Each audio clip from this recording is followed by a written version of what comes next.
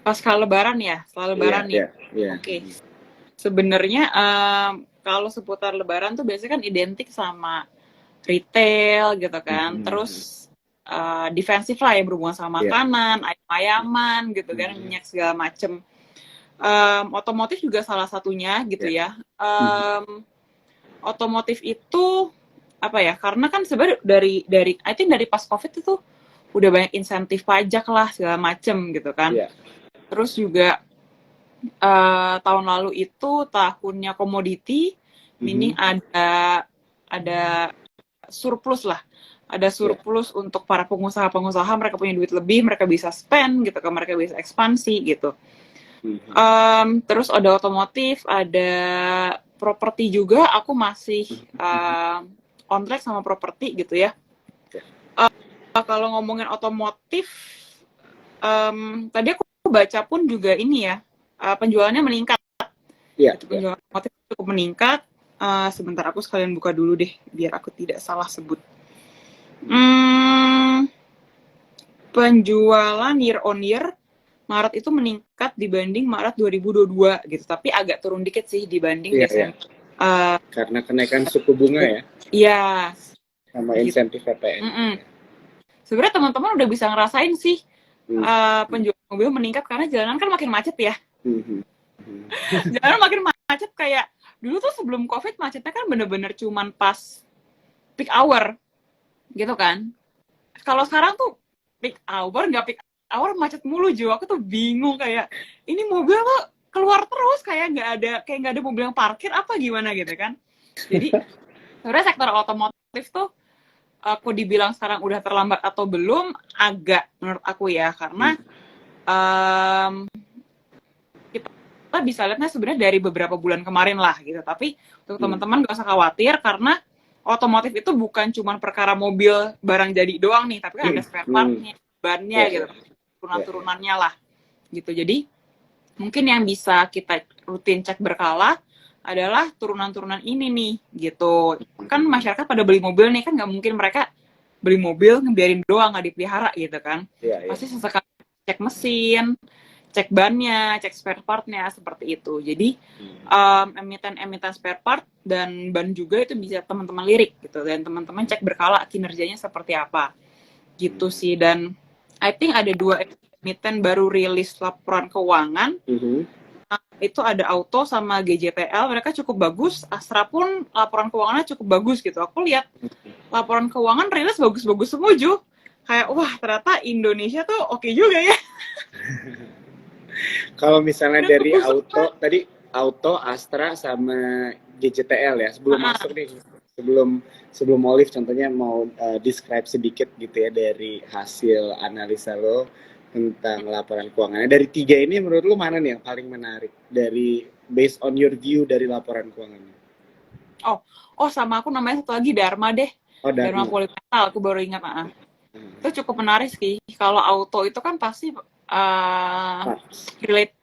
highly related lah sama Astra gitu Iya, kan. iya, iya, iya. Gitu Auto itu aku cek juga tadi menariknya karena mereka itu majority pendapatannya dari spare partnya motor gitu. Ini Hmm. bukan mobil ya, Iya, iya. tapi ternyata motor kendaraan roda dua nih yang dukung banget gitu. Jadi Mhm. auto sih bisa dilihat lagi ya. Mhm. I think hari ini atau kemarin ya, kan baru rilis Q1 nih. Mhm. Nah, nanti kita coba lihat antisipasi Q2-nya aja. Tapi teman-teman, aku ngomong gini jangan jangan langsung beli sahamnya gitu ya, karena kan posisinya juga udah di atas nih si auto gitu. Hmm. Better agak-agak tunggu di bawah juga gitu. Iya, iya. Kalau tunggal itu Wih, um, hari ini lima bagus persen ya? ya GJPL ya. GJPL ini juga pokoknya aku sebut ini jangan langsung di HK, better tunggu di bawah kalau mau beli dan dievaluasi lagi. Karena GJPL ini ada related juga sama kurs gitu. Hmm. Sama Dharma sih, Dharma juga oke dia punya Ya, saham. Kalau Astra nggak usah ditanya lah ya Astra. iya. Oke, oke. Wah, hari ini GJTL naik 5% ya? Ban-ban. Tapi GJTL tuh biasanya dia yang teman-teman perhatiin adalah laba selisih kursnya gitu, karena itu yang bisa nambah atau ngurangin bottom line-nya dia. Itu yang harus Oh, teman-teman di GJTL. Seperti oh, itu. oh GJTL itu Lokeng Hong masuk ya? Sahamnya Lo Keng Hong tuh terkenal banget. Kadang ada yang beli, oh karena Lo Keng Hong beli, ya udah silahkan. Ngikutin Lokeng Hong aja ya kalau males Iya analisa. gitu. Iya bener. Gitu. Kadang udah gak mau mikir deh, ikut Lo Keng Hong aja deh. Dia beli saham apa, kita beli. Gitu. Oke, oke. Hmm. Dan kan kalau misalnya kita ngomongin tentang mobilitas juga gitu ya, ngomongin tentang mobil, aku juga kepikiran tentang Bluebird gitu kan. Oh iya, itu bagus banget. Ya. Itu bagus Nah, banget. soalnya kan tadi kan ke kantor, aku kan nggak bawa mobil gitu ya kalau di Jakarta. Satu karena ada ganjil genap gitu kan, jadi kayak ada mobil nggak kepake nih setengah minggu gitu kan. Setengah weekdays lah, dan juga macet gitu kan. Jadi tadi naik Uber terus kepikiran gitu kan, gimana nih kalau misalnya prospeknya Bluebird nih pasca Lebaran gitu kan, dengan gimana gitu kan, apalagi orang-orang juga kayaknya nggak tahu ya, Bluebird tuh sekarang hidup begitu. Dulu kan kayaknya sebelum waktu baru awal-awal tuh Bluebird tuh sempet kayak mau mati gitu, tapi sekarang kayak lebih rame, ada aplikasinya gitu kan, dan kayaknya lebih, nggak tahu ya, ini cuma baca-baca doang sih di sosial media, katanya Bluebird lebih profesional, lebih bersih gitu kan, tapi ya nggak tahu lah. Nah tapi kalau misalnya dari mungkin Bluebird ada keluar laporan keuangannya juga ya, baru ya? Iya, bagus. Bluebird Oh, hasilnya bagus uang ya. sekali ya Q1-nya. Nanti Oke, IPS oke. berapa ya? 4 something kalau nggak salah depannya. 40-an deh. If I'm not mistaken ya, coba teman-teman cek lagi deh. Bluebird IPS-nya berapa Q1 ini. Gitu, tapi dia bagus hasilnya. Gitu. Asik. Menarik juga sih Bluebird, Jo. Ya, ya. Bener kayak ya kita ya sebagai pegawai kantoran ini ya kita merasakan kalau bawa mobil kan agak males ya. Iya, banget. Bawa mobil agak males gitu kan. Hmm. Karena itu banyak faktor yang mendukung Bird sih gitu. Dari pertama kan makin yang aku rasain ya, karena makin padatnya Jakarta gitu kan, orang-orang tuh makin malas nyetir menurut aku gitu. Hmm. Jadi mereka biarkan ya udah naik taksi aja lah gitu, karena kalau Hmm. nyetir kan udah capek tenaga, buang waktu, buang bensin, buang uang parkir gitu kan. Iya, iya, Kan iya. kalau Benar, benar, benar. ya kan kalau Bluebird tuh kayak istilahnya tinggal duduk lah, atau ya udah naik Bluebird tuh dari let's say dari stasiun MRT kemana gitu. Jadi Hmm. ada transitnya dulu nih daripada bawa mobil gitu kan. Kalau kejebak macet di Jakarta kan bisa 1 jam lebih, Iya, walaupun iya. deket lah gitu. Wah, itu kayaknya aku inget banget nih, sebelum Lebaran tuh kemarin kayaknya ada macet parah banget deh di daerahku itu, sampai 2 jaman gitu. Iya Padahal jaraknya kan, cuma 15 menit gitu. iya Ini kan. kita ngobrol-ngobrol gini nih sebenarnya mau Tapi encourage curhat tuan troopers untuk pakai public transportation gitu. ya, kita sampai curhat guys, pakai public transport aja gitu. Tapi kalau pakai public transport nanti yang jual mobil gimana dong? Bingung Iya, juga. bingung juga ya. Mungkin tapi Oke, oke. balik lagi Bird tuh secara Iya. servis emang bagus sih gitu kan. Aku rasain juga karena aku salah satu penggunanya gitu. Mereka memang Iya, iya, iya. profesional, bersih gitu kan. Apalagi dulu waktu zaman-zaman e-commerce masih bakar uang kan, ongkosnya kan lebih murah nih. Iya kan? Iya, iya. Ongkosnya lebih murah, kupon, banyak potongan. Tapi sekarang ini e-commerce ini kan mereka kiblatnya tuh udah profit lah. Gitu, mereka udah nggak cari lagi ketergantungan kita terhadap mereka gitu. Yang mereka incar sekarang adalah profit. Jadi yang mereka lakukan adalah mereka memotong promo. Potong promo biar perusahaan mereka profit gitu kan. Iya, Nah, iya. dengan mereka motong promo ini, ongkos kita naik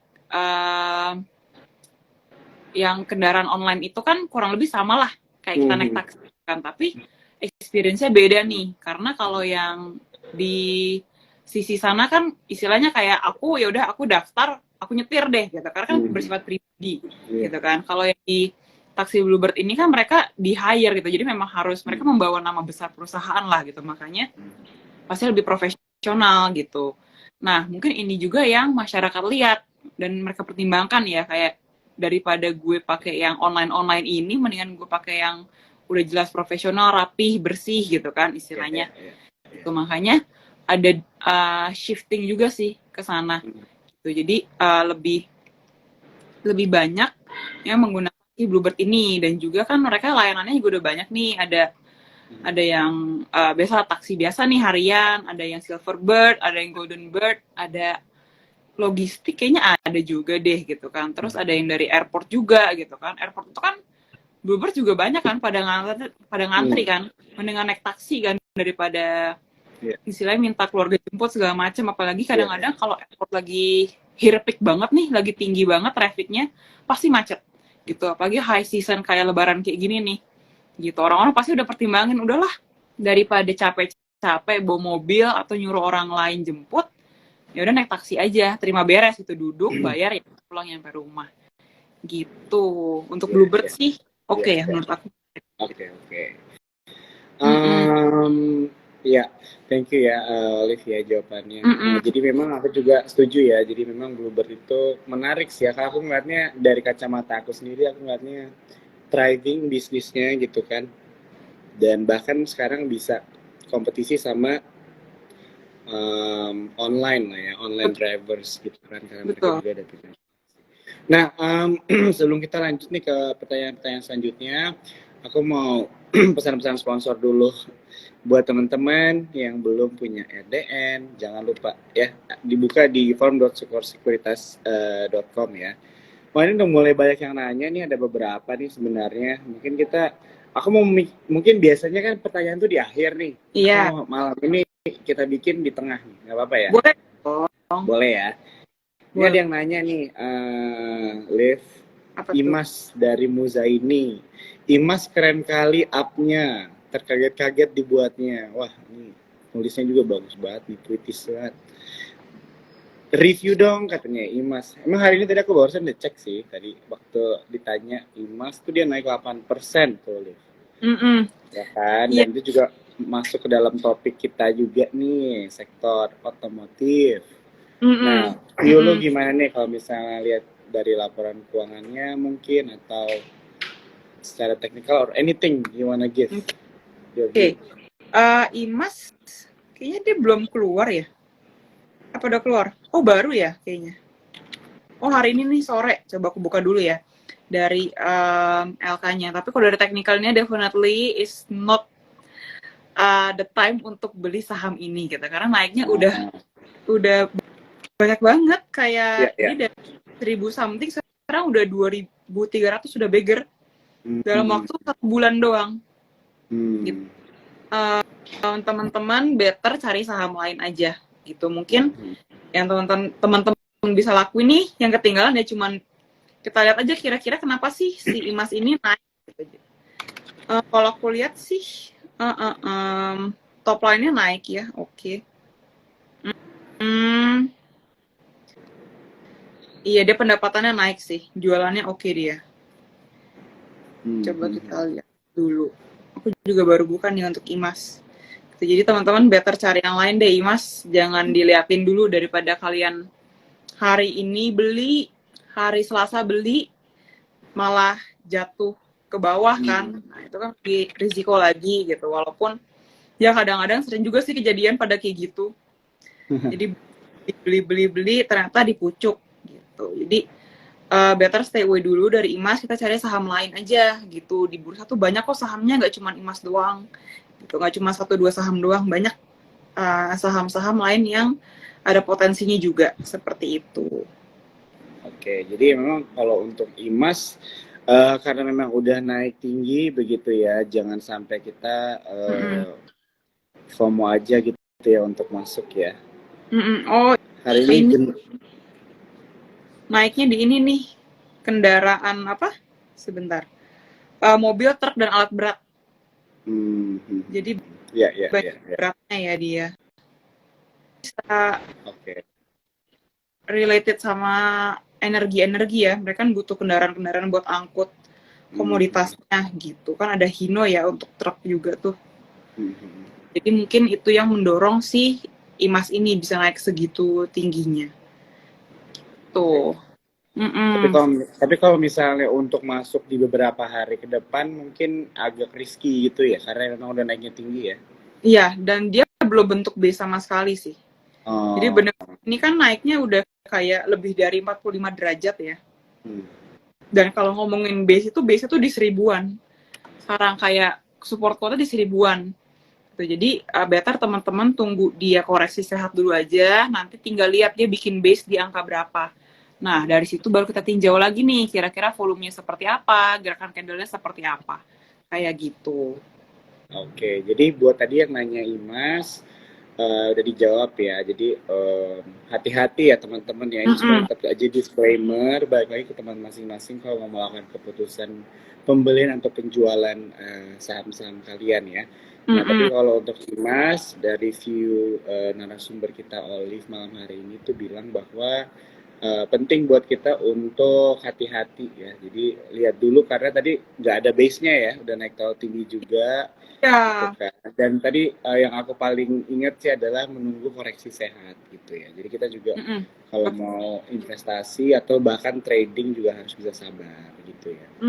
Dan iya, mungkin nggak harus selalu terpaku dengan satu saham karena masih banyak lagi banyak emiten-emiten lain di mana kita bisa make money gitu kan. Betul. Kadang-kadang orang-orang tuh suka lihat satu saham nih naik terus dia langsung terfokus tuh saham itu tuh. Gue ngatin lu terus deh pokoknya gitu. Padahal banyak nih saham-saham lain yang mungkin ada potensi-potensi yang menarik juga gitu kan. Iya benar. Ya. Aku ngeliat Imas pun kayak wah, beggar ternyata, tapi ya udahlah rezekinya di saham lain mungkin gitu. Kayak hari ini aku baru tradingin Goto kan lumayan lah kecil-kecilan. Oke, kita lanjut ya Olivia pertanyaannya ya. Mungkin ada satu atau dua pertanyaan lagi sebelum kita lanjut nih ke pertanyaan yang ada dari gua. Oke, mungkin ini sedikit keluar nih dari permobilan nih. Ada yang nanya, orangnya nanya 3 kali nih tentang keras, Krakatau, keras steel. Ini aku sekalian buka deh. Keras, yang mau ditanya apanya nih? Aku bahas by technical aja kalau enggak. View-nya aja gimana, menarik atau enggak gitu. View technical ya. Boleh. Keras dia.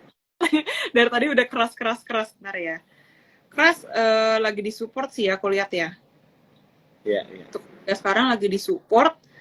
Kalau mau trading, sebentar aku lihat agak ke belakang.